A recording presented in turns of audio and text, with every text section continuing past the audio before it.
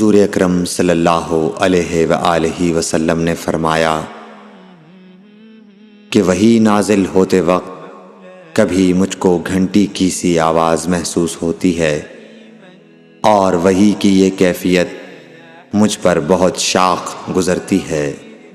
جب یہ کیفیت ختم ہوتی ہے تو میرے دل و دماغ پر اس فرشتے کے ذریعے نازل شدہ وحی محفوظ ہو جاتی ہے، اور کسی وقت ایسا ہوتا ہے کہ فرشتہ بشکل انسان میرے پاس آتا ہے اور مجھ سے کلام کرتا ہے، پس میں اس کا کہا ہوا یاد رکھ لیتا ہوں۔ صحیح بخاری حدیث نمبر 2۔